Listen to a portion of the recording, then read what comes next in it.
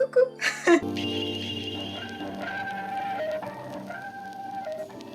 Nous allons parler des inégalités entre le féminin et le masculin dans ce siècle. Parce qu'il y a des choses qui sont quand même assez dégueulasses. Qui m'agacent.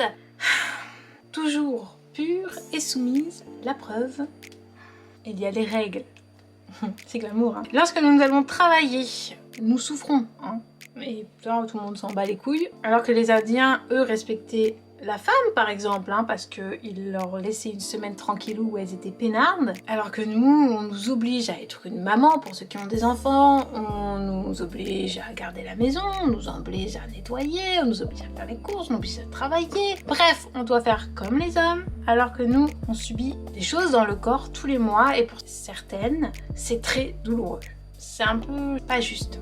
Mais bon, après, la justice est très masculine, non? Ah, il y a un truc qui m'agace aussi, c'est les culottes. Qui crée les culottes, s'il vous plaît? Elles ont au milieu des culottes, il y a des coutures et la couture tombe toujours sur les parties féminines, qui est très gênant quand tu marches, etc. Le concepteur a pas compris qu'il fallait laisser putain une grandeur. Non, il faut qu'il rétrécisse le truc. Je ne comprends pas, je fais appel aux concepteurs de culottes, pitié, revoyez votre design de culottes, faites des culottes qui sont agréables à porter, ça serait cool. Merci. Les talons monstrueux qui nous déforment les pieds.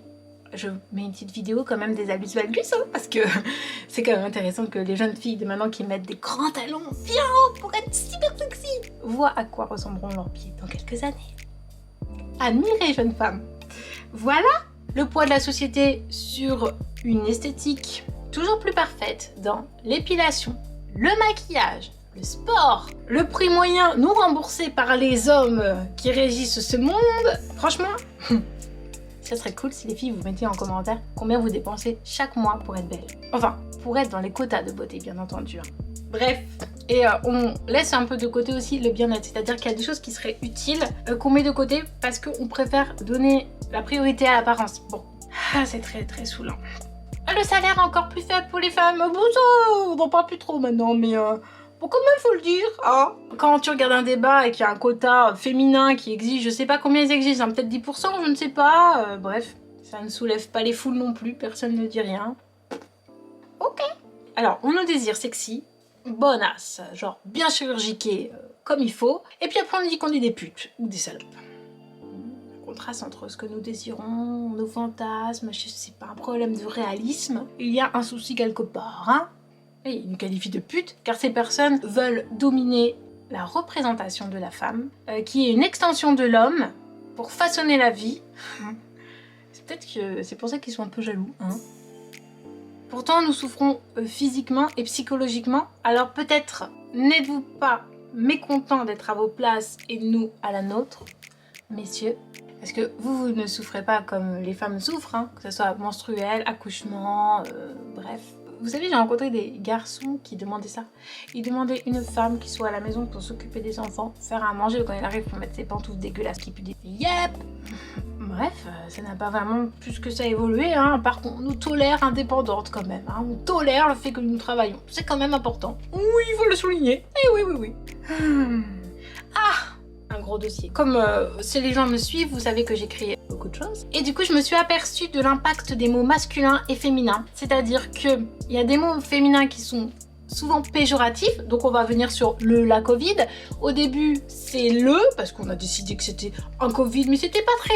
Ça avait l'air pas très méchant celui-là, donc on s'est dit, vas-y, on met c'est le masculin dominant. Après, on s'est dit, putain, celui-là, il est vilain quand même, hein. Alors, on va le féminiser parce que ça fera passer mieux la pilule. Parce que les femmes sont toujours référencées à Adam et Ève, qui a soumis Adam à croquer cette putain de pomme, alors qu'en fait, Adam, il était très conscient, il pouvait très bien dire, bah non, moi, je fais ma vie, hein, toi, tu fais la tienne. Mais non, il a suivi parce que l'homme est un suiveur. Bon, ça, ils veulent pas le reconnaître, mais c'est vrai, il faut toujours cravacher pour les faire aller où l'on désire qu'ils aillent, parce que sinon, même eux, ils sont pas capables d'y aller. Bref, donc, on a décidé de mettre là. Donc, je continuerai à dire le. Voilà. Ah, on n'a pas bougé des préjugés du monde qui stipulent grandes inégalités, mais plus vraiment soulignées. Aimons-nous pour ce que nous sommes, et non parce que nous représentons dans les mémoires ancestrales, rédigées par des hommes que nous croyons connaître. Essayons d'abord de nous découvrir, et d'accepter qui nous sommes pour aimer les autres. Merci bien d'avoir écouté ceci. Ah, les soutiens-gorge. Oh là là, gros fail. Parce que c'est quand même sûrement un homme qui a inventé ça aussi. Ils ont inventé les corsets pour être bien gainés, bien essoufflés, pour qu'on manque bien de souffle, pour qu'on puisse s'évanouir à tout moment, pour qu'eux puissent venir arriver sur leur cheval blanc. Ah, vas-y, je vais te faire bouche à bouche. Bref. Je parle loin, ça m'énerve trop. On nous dit que le soutien-gorge n'est pas bon. Alors, certains seins ont besoin d'un soutien-gorge parce que c'est des poitrines vraiment bien chargées. Donc effectivement, elles ont besoin d'un soutien parce que sinon elles vont partir vers l'avant et elles vont se faire super mal au dos, je pense, ça c'est clair. Mais sinon, d'ordinaire, en fait, la poitrine est un muscle. Donc ça veut dire que si tu prends ta poitrine et que tu la laisses comme ça tout le temps, avec un soutien-gorge, et que tu fais ton truc, ton jogging, ce que tu veux, machin, à quel moment les muscles se mettent en fonction de marche? En fait, quand tu fais des exercices comme ça de la vie de tous les jours, tu prends ton couvert, tu prends ton verre, tu sais pas, tu fais le ménage, ce que tu veux. C'est très stéréotype parce que j'en ai... Bref, tu fais un truc quoi, tu vas dehors, juste en bougeant les bras, déjà tu muscles en fait tes pectoraux. Je dis pas d'avoir des pectoraux de ouf, mais ça muscle. Par contre, si tu ne sollicites pas tes muscles vont fondre un petit peu. Forcément tes seins au bout d'un moment, et du coup ils vont lâcher du lest et voilà, ils vont tomber.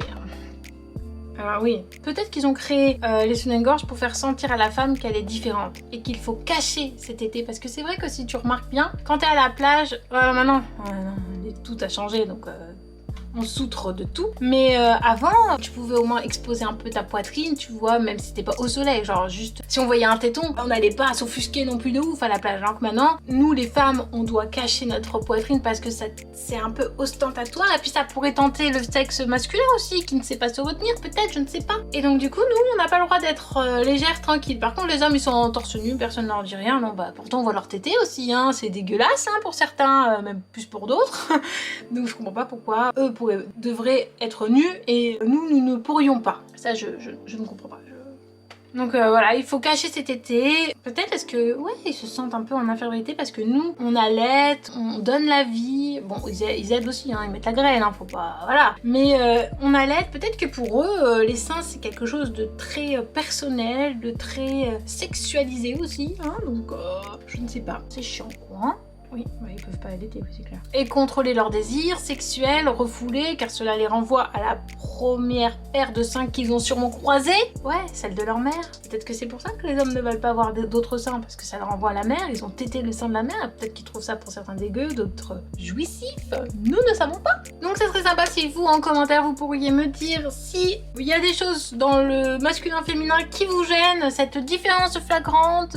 Mettez en commentaire s'il y a des choses que vous trouvez chiantes. On aimerait bien aussi avoir le droit de dire quelque chose dans ce monde parce que j'ai l'impression que tout ce qui va être dit est ostentatoire alors qu'en fait on parle juste, tranquille. Les débats normalement avant c'était fait pour ça, maintenant bon on sait plus pourquoi c'est fait. Je ne vous saoule pas plus avec mes histoires, j'espère que vous avez trouvé cette vidéo sympathique. Pour les masculins qui passent par là, peut-être qu'eux aussi se rendront compte qu'ils peuvent nous laisser un petit peu de place dans ce monde, peut-être plus de liberté. Bref, vous pouvez me retrouver sur mes Instagram où je poste souvent des trucs, des photos, des illustrations, des poèmes, des textes sur mon blog, sur mon Facebook, ma page professionnelle. Et abonnez-vous à ma chaîne, ça serait cool. Merci. Allez, à bientôt. Salut les gars, salut les filles. Ne le prenez pas mal, ce n'est pas personnel. Oula, c'était une sortie beaucoup trop bizarre. Et salut!